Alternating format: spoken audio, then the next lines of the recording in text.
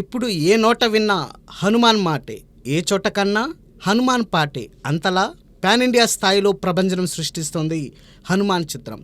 కేవలం ప్రేక్షకులు మాత్రమే కాదు, సినీ ప్రముఖులు సైతం హనుమాన్కి ఫిదా అవుతున్నారు. రీసెంట్గా శాండిల్వుడ్ స్టార్స్ శివరాజ్ కుమార్, రిషబ్ శెట్టి హనుమాన్ చిత్రం చూసి టీంని అభినందించారు.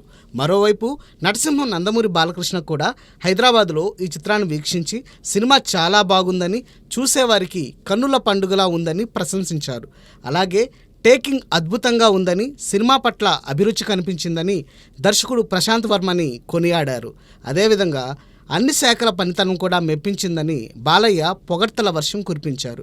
విడుదలకి ముందు మెగాస్టార్ చిరంజీవి ఆశీస్సులు, విడుదలయ్యాక నరసింహం నందమూరి బాలకృష్ణ పొగడ్తలు హనుమాన్ చిత్రంకి దక్కడం చూసి టీం ఆనందం వ్యక్తం చేస్తోంది.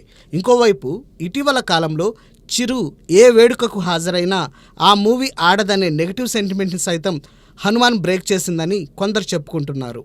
హనుమాన్ విజయంతో రెట్టింపు ఉత్సాహంలో ఉన్న హీరో తేజ సజ్జా ఉత్తరాదిన ప్రచార జోరు పెంచేందుకు సిద్ధమవుతున్నారు. ఆ హడావిడి అయ్యాక 2 చిత్రాలతో బిజీ కాబోతున్నారు. ఈగల్ దర్శకుడు కార్తీక్ ఘట్టమనేనితో ఇప్పటికే మిరాయ్ అనే మూవీని మొదలుపెట్టాడట తేజ. మల్టీ స్టారర్ మూవీగా రాబోతున్న ఈ సినిమాలో దుల్కర్ సల్మాన్, మంచు మనోజ్ కూడా నటిస్తున్నారని సమాచారం.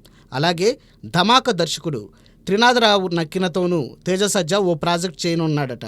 మరి రాబోయే చిత్రాలతోనూ తేజ విజయ పరంపరని కొనసాగిస్తాడేమో చూడాలి.